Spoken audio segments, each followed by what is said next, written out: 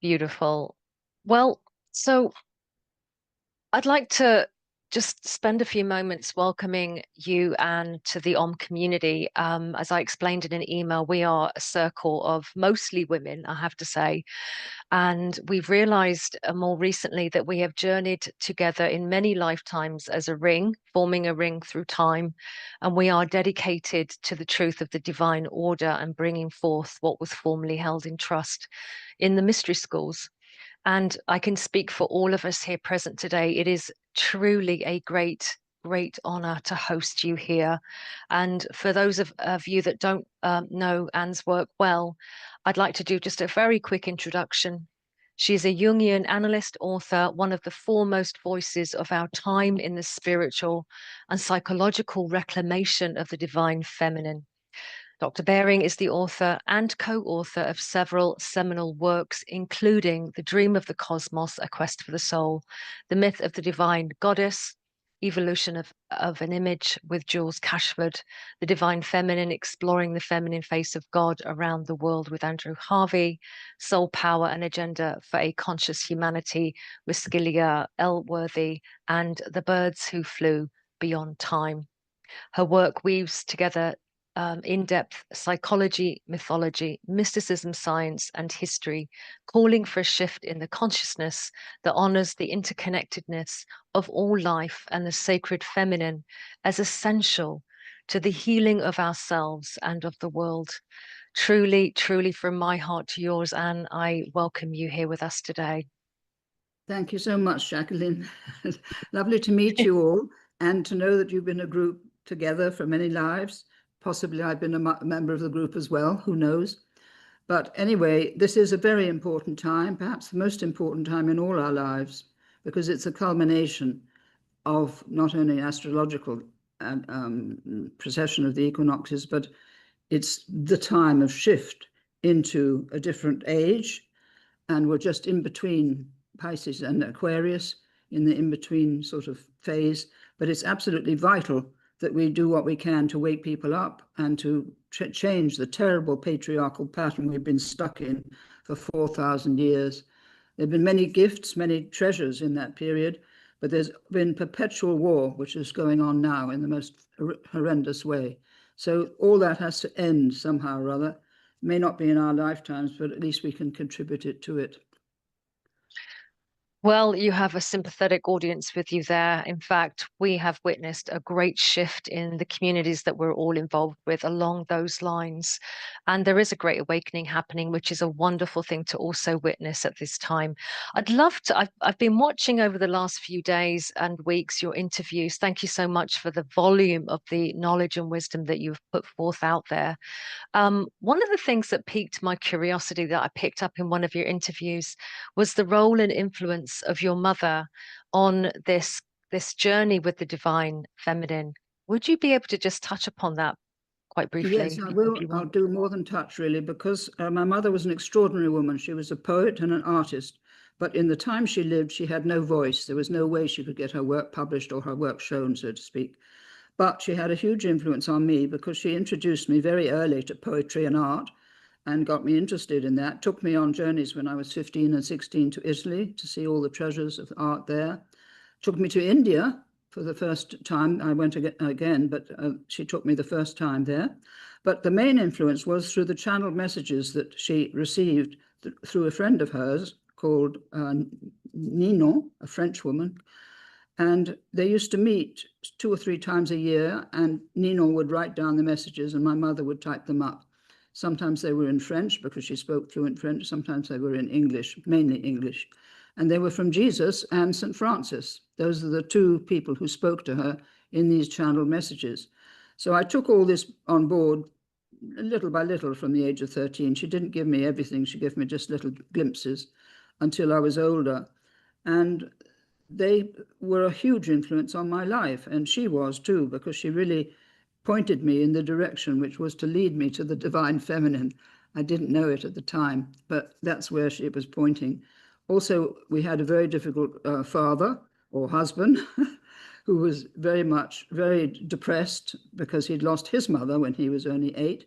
So it was a depressed household with my mother trying to hold her own against a very difficult, depressed man. So there again, I had the influence of the feminine, which I had to support my mother in the face of my father's criticism of her and everything. So that was another influence coming in. But as I grew older, the messages became more important. And finally, about 2 years ago, I realized, well, I must put these, I had them all when she died. She left me the manuscripts. I have all these, I must put them into the world. And that's what I did in the Messages from a Transcendent Dimension 2 years ago in July. I put out into the world through this lovely publisher that I've had for quite some time, who understands absolutely what I'm writing about and supports me 100%, which is lovely. So that's the story. Remarkable.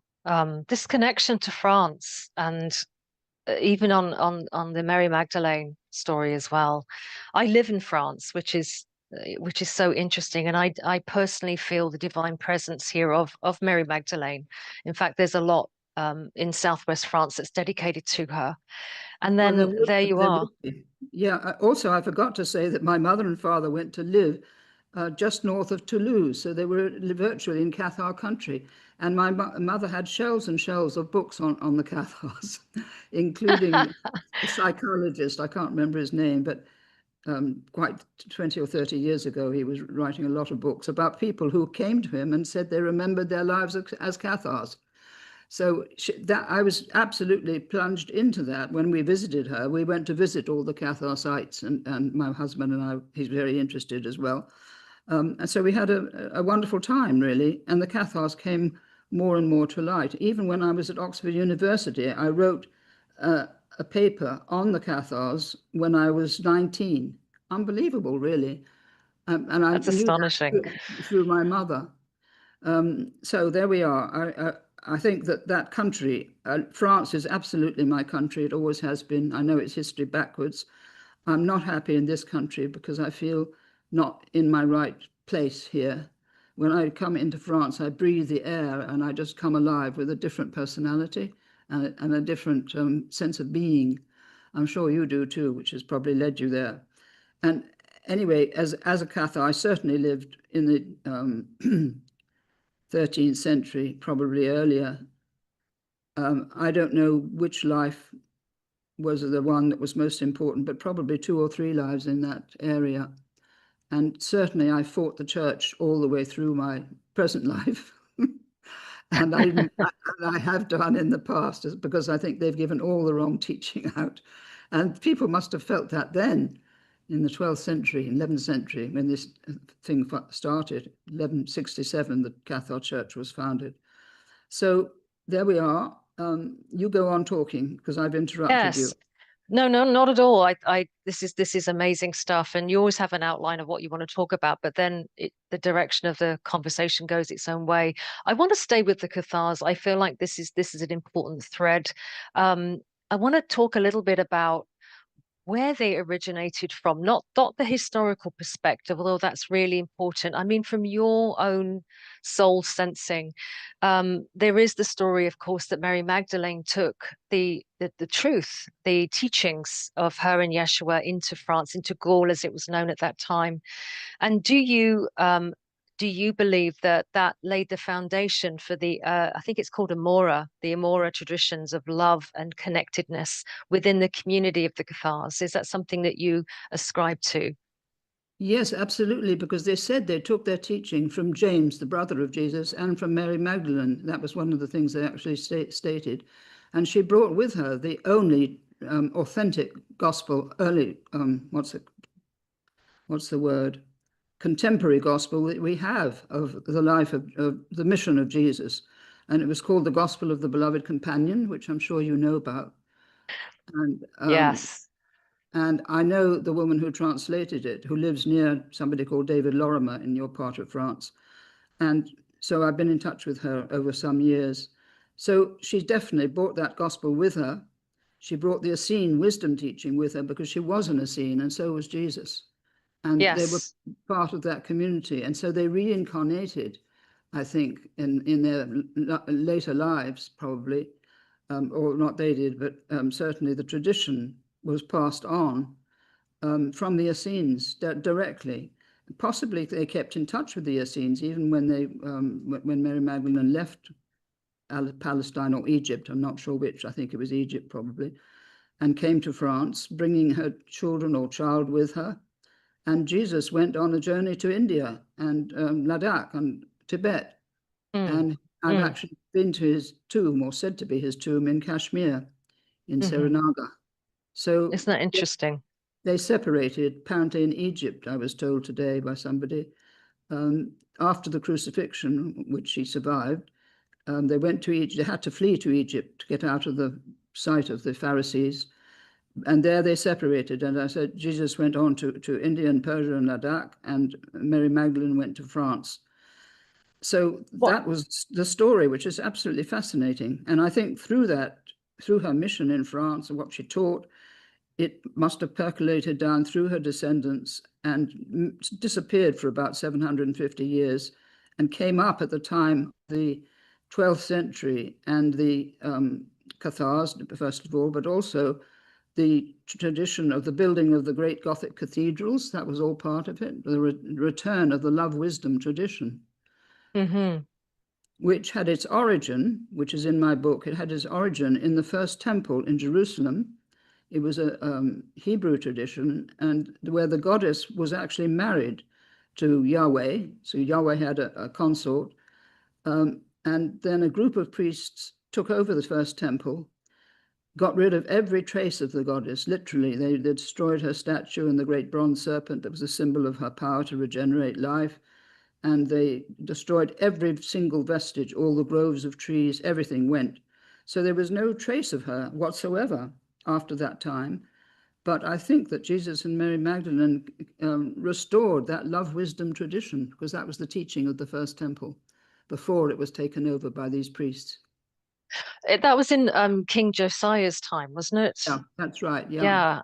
And to what end? I mean, did it start with Josiah, or was it part of a bigger trend, given all the economic pressures of the horse-faring warrior tribes that were, attacking all of the more let's just say matrilineal societies at that time? Was it a symptom of that, or do you believe that it really was the tip of the spear and it caused, if you will, this huge influence of vanishing the goddess or the divine feminine? I think it was the most important fact, if you like, which destroyed the divine feminine, because what happened with that was that nature became split off from spirit for the first time. Before that, when you had the great goddesses like Artemis of Ephesus or Isis or Inanna in Sumer, nature was part of the realm of the goddess. She was both a cosmic goddess, but also queen of the earth as well, queen of earth and heaven.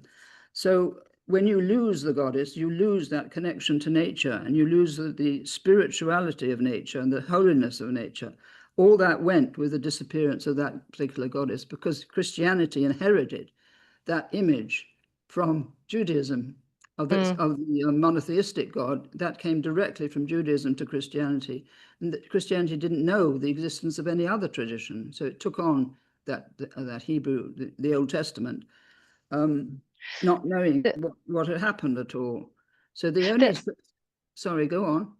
No, sorry. It just reminded me of a lot of the stories. I grew up reading a lot of the stories in the Old Testament, and there was always this whiff-like scent of the divine feminine lurking around, whether it was in the tribes, the Hittites, and all those groups, the Canaanites that still celebrated the goddess in all of their rituals, or in like the concubines and wives of Solomon, where he would go off and have a little bit of goddess worshipping on the high hills, and then come back down, and then go and massacre a few priestesses and stuff like that. And then you have the story of Jezebel. You do have this hint, this whiff, this scent, this echo of the divine feminine, as much as they try to take her out of the Old Testament. Do you see that? They took out wisdom. That was the thing. That in the book of Proverbs, you have the most marvelous text on wisdom, and you also, in the Apocrypha, you have Solomon's address to wisdom, speaking about wisdom, which is absolutely sublime poetry. And you had another man who wrote Ecclesiasticus, I think.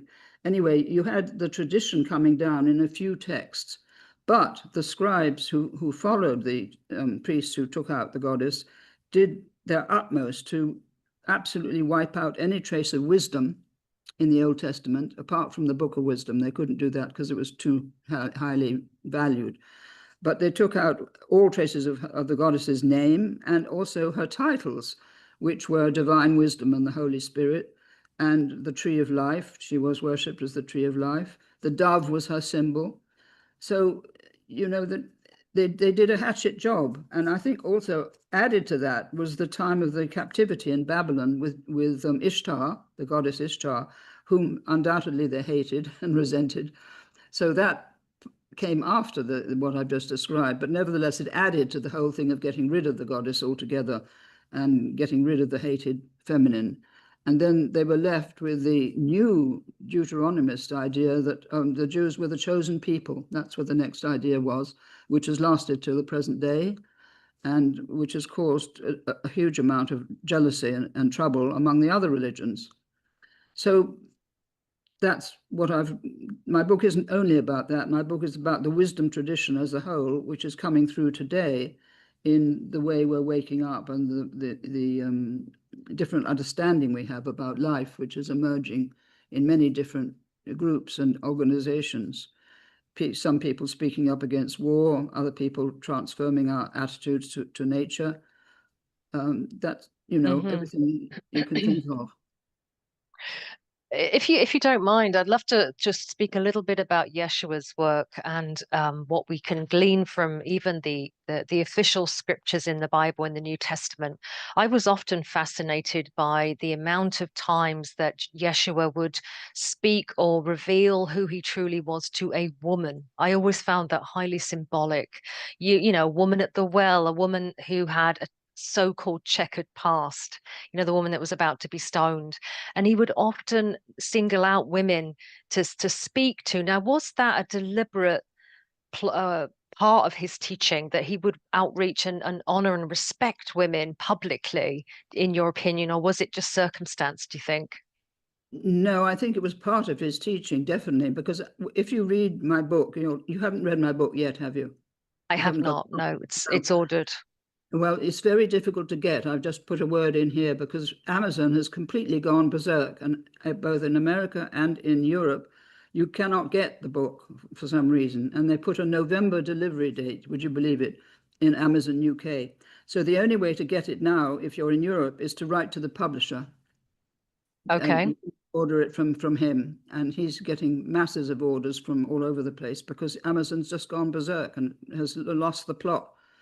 So anyway, that's an aside. But to go back to Jesus, what comes through in the Essene teaching and in the chapter on Mary Magdalene is that there were two circles of three around Jesus. There was a circle of women immediately around him who were devoted to keeping in touch with the inner dimension. And then there was a triple circle of men around the women who were more in the world, taking the teaching into the world, because the women couldn't do that at that time. But there were always the 72 men and women together surrounding him. And so what's come through in the Gospels is a tiny fragment, and it was 2 generations after his supposed death that they were written down anyway. The only really authentic Gospel is Mary Magdalene's, which was contemporary, which he wrote down as they were going about his mission. But certainly because he was married to Mary Magdalene anyway, that comes through as well in what my book says. He obviously had a very tender relationship to the feminine and to women, and he would have had huge respect because his Mary of Bethany, who was his wife, was a priestess of Isis and trained in the Egyptian tradition of priesthood or priestesshood. So, and he himself had been to Egypt as well. So these are mysteries that he was very familiar with, and he never ever would have spoken derogatorily about a woman or to a woman, I don't think, in his whole life.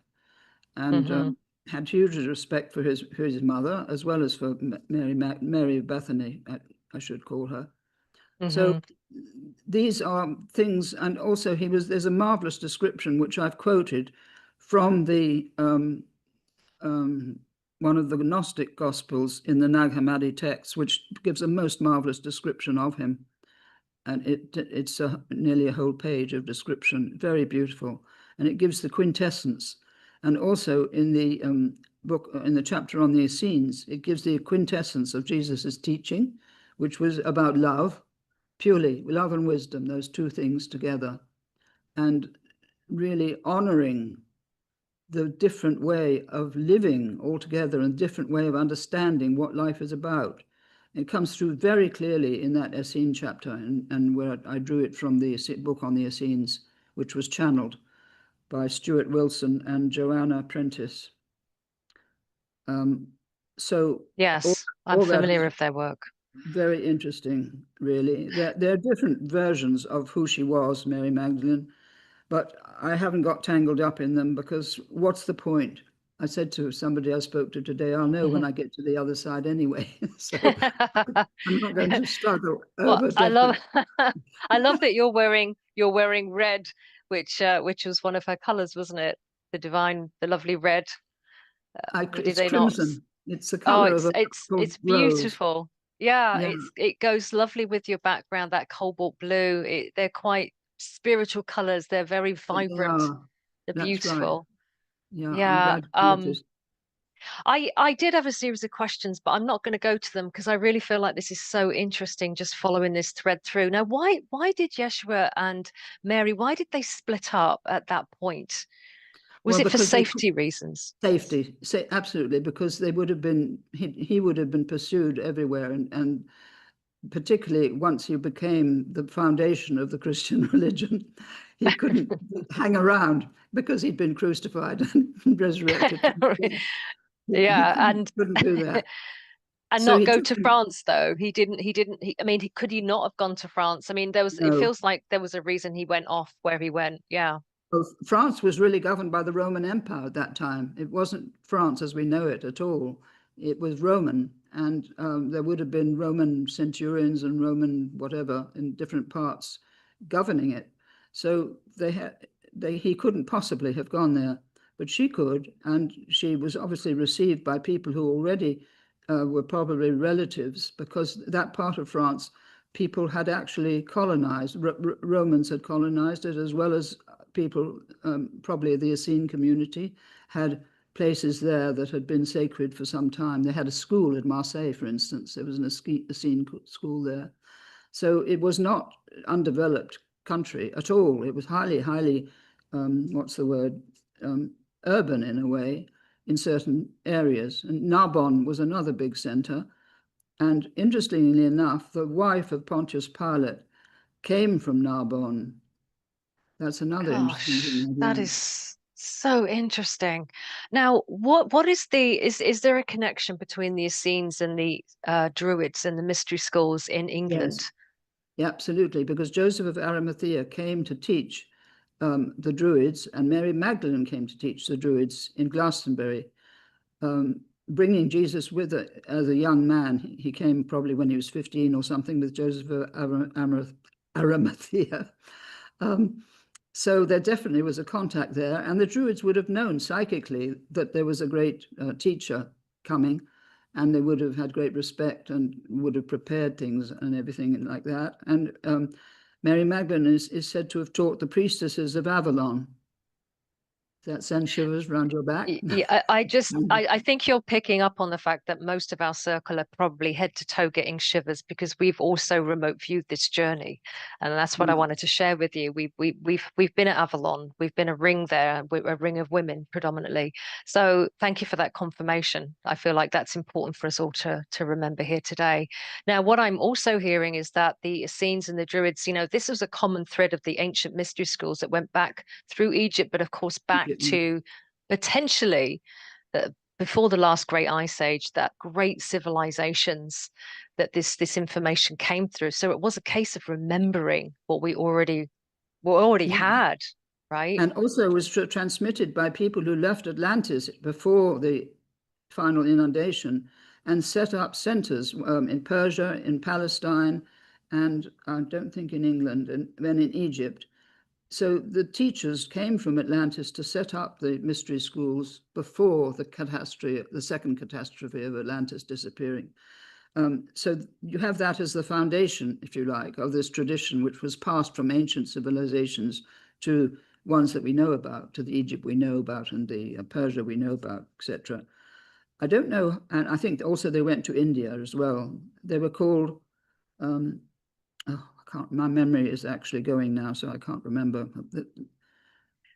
They were called the something, it's in my book anyway. And I've got a first chapter there on these two great catastrophes or cataclysms which destroyed the ancient civilizations. And then the second one destroyed Atlantis.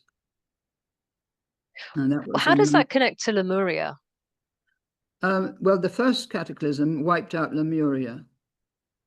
That was the one that was the biggest one. It wiped out enormous sections of land connecting Borneo with China, for instance, and Lemuria in the middle of the Pacific.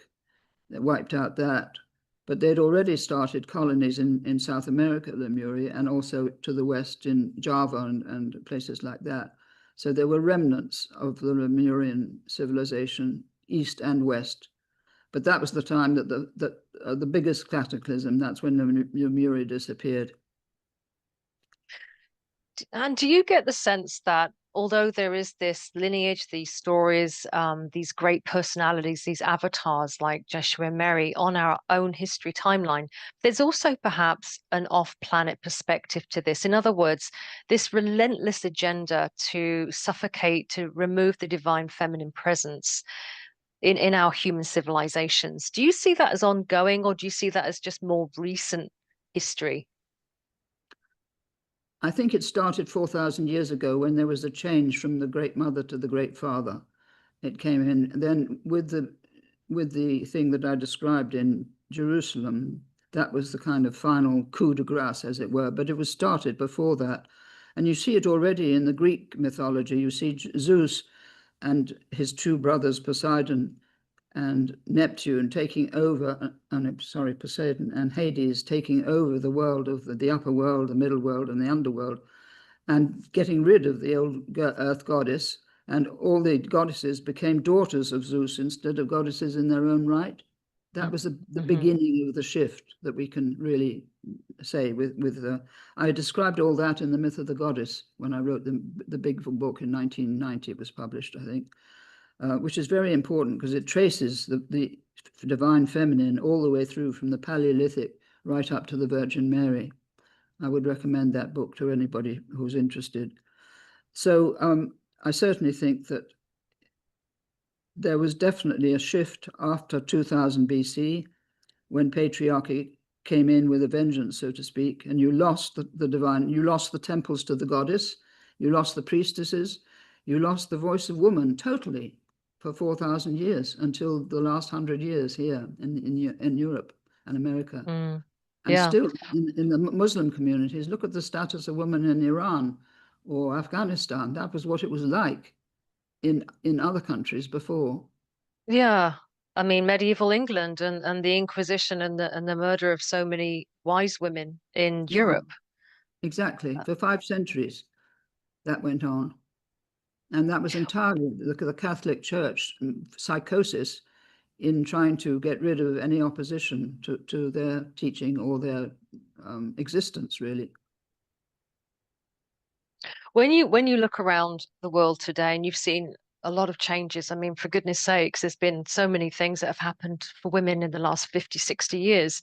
But when you see the news about Afghanistan and places like the Sudan and other places, it you can get a little bit downhearted, can't you? We've made so much progress, and yet in some senses, it feels like even in our society, there's pushback on women's rights, women's voices, even in the so-called Yes, West. yes, there has been, definitely. And I think that is in the psyche because we've been taught for so long because of that wretched myth of the fall. I didn't mention that, but that's one of my chief bêtes noires, that we were taught that everything went wrong when Eve took that apple. And ever since then, that myth has directed the consciousness of Christianity, really. And it's looked down on women as the inferior gender created after Adam and bringing all this trouble into the world, death, sin, and suffering. That's what Eve was supposed to bring in. And so unconsciously, men have been programmed with that through the church teaching partly, but also just through society, that woman is the inferior gender. They really do believe it unconsciously, and that they must be kept down because they are a danger if they're let loose.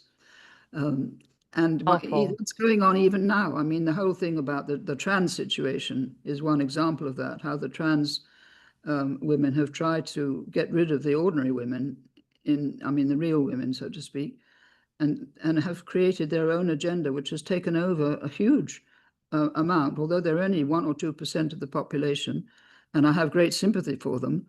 But they also have a psychosis, indetermination, power principle. They have to push their way right into the front of everything, getting rid of ordinary women in the process. So that is not good, but it's a symptom of our times. And then you have the awful oppression in Afghanistan and Sudan and murdering women everywhere. So it's a terrible fate, really, in many countries to be born a woman. Yeah, I would agree with you. And one of the things we did recently, we did a very brief examination of some of the Gnostic scriptures, and as a circle, we intuited that the so-called fall of Sophia, you know, the mistake that made the Yeah. archons, we intrinsically felt that that was an echo of this overarching opinion that somehow women go oops and make mistakes that are catastrophic, right, for everybody, whether it's Sophia or whether it's Eve. It doesn't matter who. There's always some woman, you know, Pandora's box, meddling around in things that shouldn't concern them. You know, like touching the remote controls, and don't do that. And we feel intuitively that that is also part of this wider narrative that you really can't trust women to be in these powerful positions, because look what happens when they are left to make decisions, right? And we as a circle, we don't, that doesn't ring true for us at all. We just don't agree with that. We actually don't feel that is how the archons came into being, if indeed you do subscribe to that mythology. That it's just symptomatic of this prejudice. It wasn't, it's quite complicated, that myth, because it's actually about the human soul. It's not only about the fall of Sophia, it's about the human soul being trapped in this dimension and not knowing how to get out of it and how to get recognition and help from the higher beings, as it were. So when you read my book, I think I've tried to clarify that.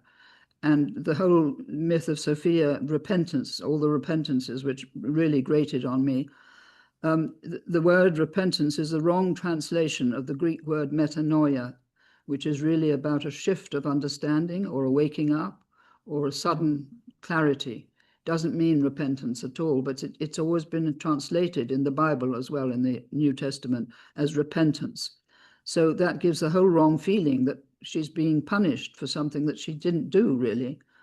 So I would agree with Right. that. I think that there were not only Gnostics who may have believed that literally, but the other ones who didn't believe that at all. So I think one has to take it with a pinch of salt.